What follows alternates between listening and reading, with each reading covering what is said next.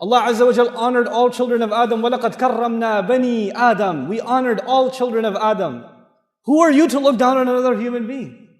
Allah says people that are special to Allah, they have humility when they walk. يَمْشُونَ عَلَى الْأَرْضِ هَوْنًا. But then how do you know if you're humble? How can you check? Is there a litmus test? Yes, there is a test. And Allah gives us the test in the ayah. If you're asking yourself and I'm asking myself, am I humble or am I arrogant? How would I know? Well, here's the test. وَإِذَا خَاطَبَهُمُ الْجَاهِلُونَ قَالُوا سَلَامًا. When people who have no control over their emotions talk to them, when idiots talk to them, when obnoxious people talk to them, when arrogant people talk to them, when ignorant people talk to them, when angry people talk to them, when insulting people, disrespectful people talk to them, and somebody insults you, it hurts. When somebody talks to you badly, it hurts. But Allah calls all of those people jahilun. Jahil actually in Arabic is the opposite of aqil. Jahil means someone who has no control over their emotions. A bad word comes in their mind, it comes out of their mouth. They don't think about it. So you're driving in the streets of Qatar, and some guy cuts you off, and you honk your horn. And he stops his car, and he gets out of the car, and he's at you. And you're like, oh yeah? I'm going to show you. And you start responding back. Wait, hold on. وَإِذَا خَاطَبَهُمُ الْجَاهِلُونَ قَالُوا سَلَامًا. Hey, salam man. Assalamu alaikum. Okay, sorry. You're right. I'm wrong. Go. You have to learn to do that. And if you can't do that, then you are disqualified from category number 1.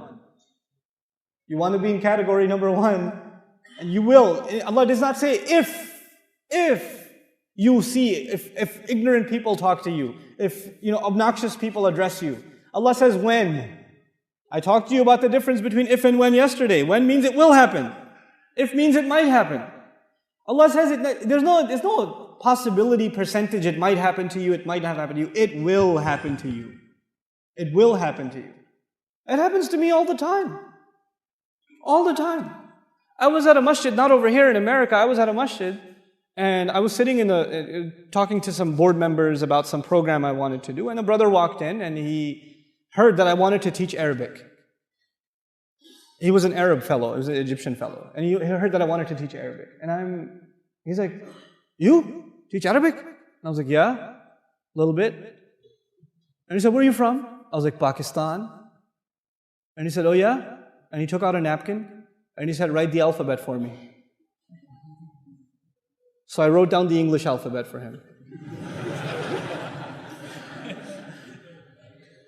And he said, you see, you don't know Arabic. I was like, yeah, you're right, I'm sorry. And then he started teaching me the alphabet, 30 minutes. I sat there and I learned the alphabet with him. And then he had to go, and then he left. And that night, at the same masjid, they asked me to give a lecture, The Importance of Learning Arabic. If you go on YouTube and you search how to learn Arabic and why learn Arabic, why study Arabic, that lecture was at that masjid. And that guy was in the first row, smiling at me the whole time.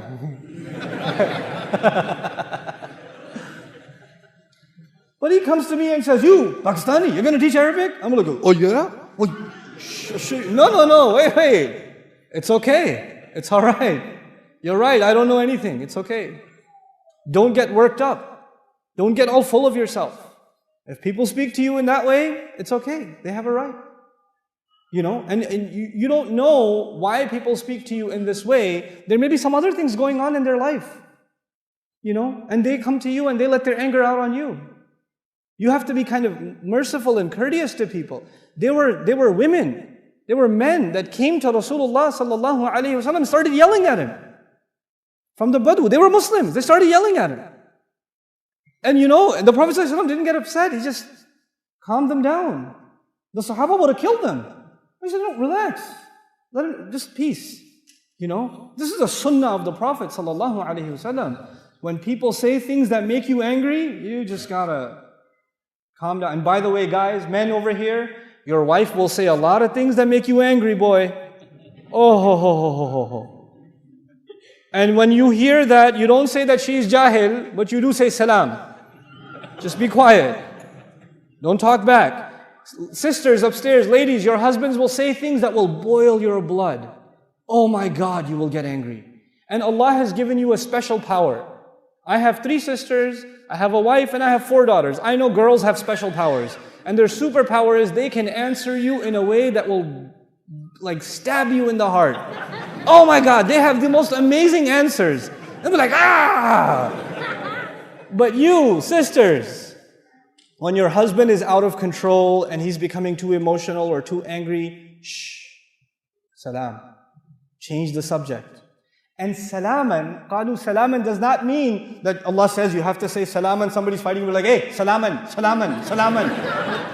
Not like that. That's not what that means. Let me tell you what salaman. Salaman could be a hal here in grammar. You know what that means? They speak calmly.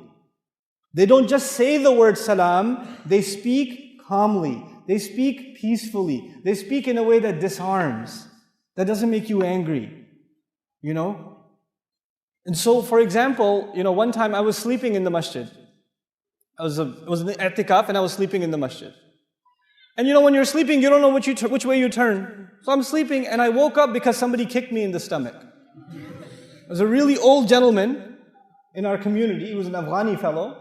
And he was also making i'tikaf. He didn't speak any English, any Arabic. He just spoke Pashto only. And he kicked me in the stomach. And I wake up like, oh. And I look at him like. And he goes, Quran. My back was towards the bookshelf, where the masahib, whereas you can't have your back to the Quran, so he kicked me in the stomach. Now I could get up and say, come on, you could have woken me up nicely, or I'm fasting, and then you kicked me in the stomach too. But you know what I did? I just hung out with him afterwards. I just sat down with him. I said, can I read some Quran to you? You can correct my Quran. And we just spoke in sign language. And I recited Quran to him, and we just hung out the whole time. You have to deal with people peacefully. You have to calm down when you deal with people. You will meet all kinds of people, all kinds of temperaments. Some of you are stuck with a boss. Inna lillahi wa inna ilayhi raji'un. Like he's always angry. He wakes up angry. He's eating and he's angry. He's angry when he's smiling, even when he's angry. You have that kind of a boss. But you know what? You have to learn to deal with it peacefully. Peacefully. You have employees. Some of you are teachers. You have students that make you angry. You got to calm down. You can't get angry in the classroom. Rasulullah sallallahu alaihi wasallam we were told, Inni bu'ithtu mu'alliman. He says, I was sent as a teacher.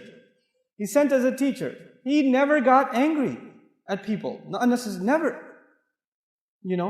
His servant is telling us that he lived with him, and he never told him, why did you do this? Why didn't you do this? The entire time. SubhanAllah. And that's your slave. That's not even your employee. That's your slave. He never said this to them. So qalu salaman is really important. And why is it important? Because the next time you have to force yourself to be humble and calm things down and not respond in anger, then you tell yourself, I'm doing this because I want to be from Ibadur Rahman. وَإِذَا خَاطَبَهُمُ الْجَاهِلُونَ قَالُوا سَلَامًا. This is category number 1. Category number 1. People who can control their anger. People who can control their pride. People who can let go of their ego and just diffuse a situation. Even if they're right. Even if they're right, they just say, it's okay, it's not worth it. It's not worth the fight. قَالُوا سَلَامًا. I'll tell you an interesting story of Imam Abu Hanifa rahimahullah. Imam Abu Hanifa, obviously, a great faqih of his time, and then after, people are coming to him for fatwa all the time, and his mother had a question. And she asked a question, so he told her the answer, and she said, you don't know anything. Your mother can say that to you, right? I'm going to go ask that one over there. And that guy that she wanted to go ask, he was a da'i. He wasn't a alim, he was a da'i. Da'i means he can give people a reminder, he can tell people about taqwa, but he doesn't know about fiqh or sharia or anything like that. So his mother goes and asks him. And he says, let me do some research, I'll get back to you. And he comes back to who? Abu Hanifa. He's like, hey, your mom came over and she was like, she had a question. And he's like, okay, here's the answer, but don't tell her I told you. Right? Sometimes you will have people in your own family that don't like hearing from you. Maybe you became closer to the deen, but they're not that close to the deen. And that makes you angry. It makes you angry that some women in your family don't wear hijab. It makes you angry some young men in your family don't pray. You get mad at them. No, don't get angry at them. Speak with them peacefully. Speak with them calmly. Your anger will only take them further away from deen. They won't bring them closer. You have to have a soft heart towards those who are not there yet. You were not praying 5 times a day. There was a time when you weren't like that. If somebody spoke to you angrily, would you start praying or go further away? Think about that. Think about that. Allah softened your heart, so you wait until Allah softens theirs, and you have to be soft to people. I remind people that Allah Azza wa Jal told Musa alayhi salam to be nice to Fir'aun. To be nice to Fir'aun. Fir'aun tried to kill Musa alayhi salam when he was just a baby. Fir'aun killed thousands of babies every year. He called himself God. There are so many reasons to hate Fir'aun. And Allah says, when you go to him, وَقُولَ لَهُ قَوْلًا لَيِّنًا. If you have to be nice to Fir'aun, what about your wife?